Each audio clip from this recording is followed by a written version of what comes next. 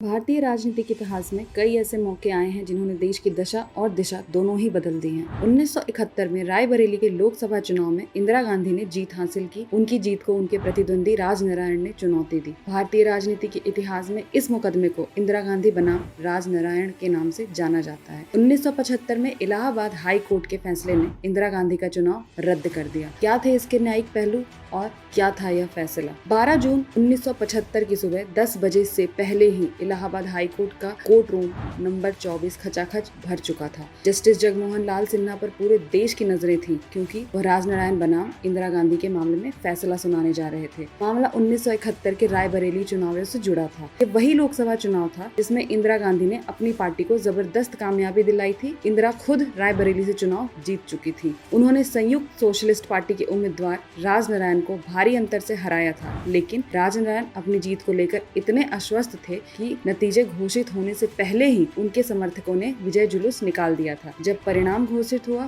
तो राजनारायण के होश उड़ गए। नतीजों के बाद राजनारायण शांत नहीं बैठे। उन्होंने अदालत का दरवाजा खटखटाया। उन्होंने अपील की कि इंदिरा गांधी ने चुनाव जीतने के लिए सरकारी मशीनरी और संसाधनों का दुरुपयोग किया है, इसलिए उनका चुनाव निरस्त कर दिया जाए। जस्टिस जगमोहन लाल सिन्हा ठीक 10 बजे अपने चेंबर के कोर्ट रूम में आए। सभी लोग उठकर खड़े हुए। शुरुआत में ही उन्होंने साफ कर दिया कि राजनारायण की याचिका में उठाए गए कुछ मुद्दों को उन्होंने सही पाया है। राजनारायण की याचिका में जो 7 मुद्दे इंदिरा गांधी के खिलाफ गिनाए गए थे, उनमें से 5 में तो जस्टिस सिन्हा ने इंदिरा गांधी को राहत दे दी थी, लेकिन 2 मुद्दों पर उन्होंने इंदिरा गांधी को दोषी पाया था। फैसले के अनुसार जन प्रतिनिधित्व कानून के तहत अगले 6 सालों तक इंदिरा गांधी को लोकसभा या विधानसभा का चुनाव लड़ने की अयोग्य ठहरा दिया गया। मार्च 1975 का महीना जस्टिस सिन्हा की कोर्ट में दोनों तरफ से दलीलें पेश होने लगी। दोनों पक्षों को सुनने के बाद जस्टिस सिन्हा ने प्रधानमंत्री इंदिरा गांधी को उनका बयान दर्ज कराने के लिए अदालत में पेश होने का आदेश दिया। तारीख तय की गई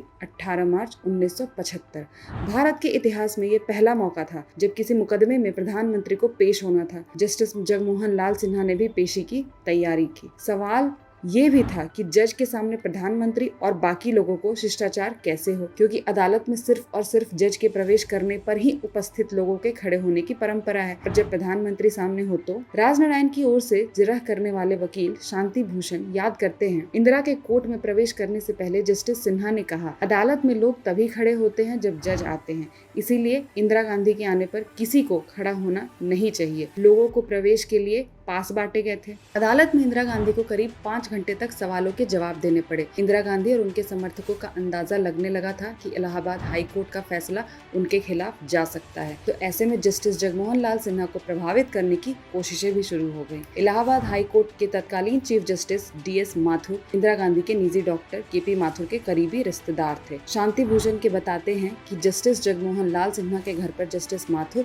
अपनी पत्नी के साथ पहुंचे। उन्होंने जस्टिस सिन्हा से कह दिया कि अगर वो राजनारायण वाले मामले में सरकार के अनुकूल फैसला सुनाते हैं तो उन्हें तुरंत सुप्रीम कोर्ट में भेज दिया जाएगा, लेकिन इसका जस्टिस सिन्हा पर कोई असर नहीं हुआ।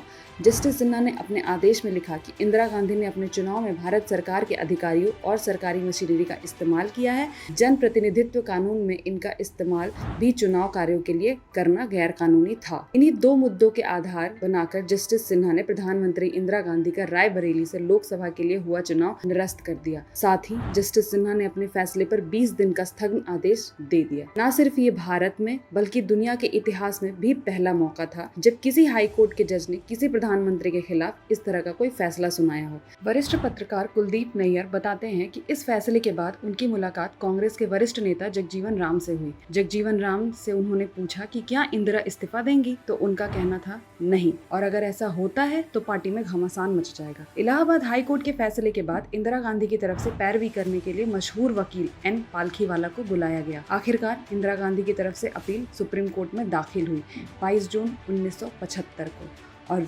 वैकेशन जज जस्टिस VR कृष्ण अय्यर के सामने ये अपील आई। इंदिरा गांधी की तरफ से पालखीवाला ने बात रखी। राजनारायण की तरफ से शांति भूषण अदालत में आए। जस्टिस VR कृष्ण अय्यर ने एक टीवी साक्षात्कार में कहा था कि उन पर भी इस केस को लेकर काफी दबाव बनाने की कोशिश की गई थी। जस्टिस कृष्ण अय्यर ने स्वीकार किया था कि देश के कानून मंत्री गोखले ने उनसे मिलने के लिए फोन किया था। 24 जून 1975 को जस्टिस अय्यर ने इलाहाबाद हाई कोर्ट के फैसले पर स्थगन आदेश तो दे दिया, लेकिन यह पूर्ण स्थगन आदेश न होकर होकर आंशिक स्थगन आदेश था। जस्टिस अय्यर ने फैसला दिया था कि इंदिरा गांधी संसद की कार्यवाही में भाग तो ले सकती हैं, लेकिन वोट नहीं कर सकती। यानी सुप्रीम कोर्ट के इस फैसले के मुताबिक इंदिरा गांधी की लोकसभा सदस्यता चालू रह सकती थी। जस्टिस अय्यर के इस फैसले के बाद विपक्ष ने इंदिरा गांधी पर अपने हमले तेज कर दिए थे और 25 जून को दिल्ली में जयप्रकाश नारायण की रैली रामलीला मैदान में हुई और इसी रैली के बाद इंदिरा गांधी ने आधी रात को देश में आपातकालीन की घोषणा।